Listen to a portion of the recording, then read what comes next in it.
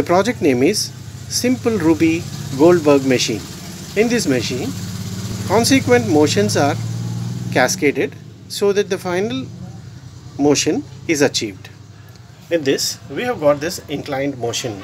This is the first inclined surface.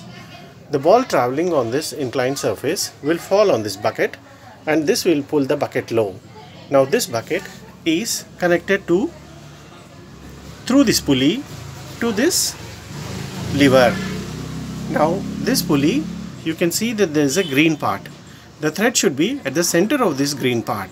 Only then it will move smoothly. Otherwise it will get stuck between the screw and the pulley and it will not move properly. So you have to ensure that the thread is above the green part and is in the center. Now the second part is the lever. This will change the now the marble is at the center in a balanced position.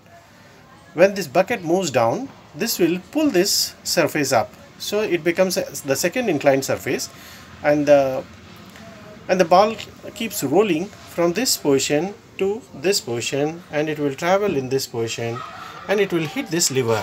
This lever in turn is connected to another ball or marble.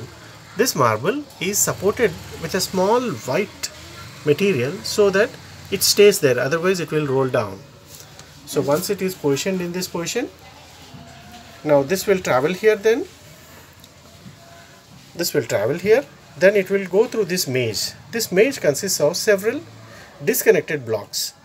There is a space between these blocks, but the ball will travel through all these maze, through different surfaces, through these gaps, and will finally hit the bottom surface.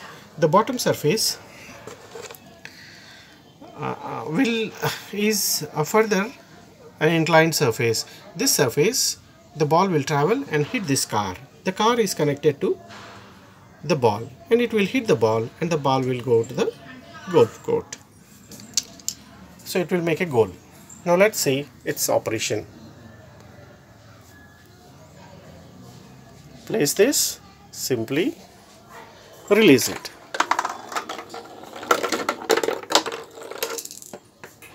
This is how the simple Goldberg machine works.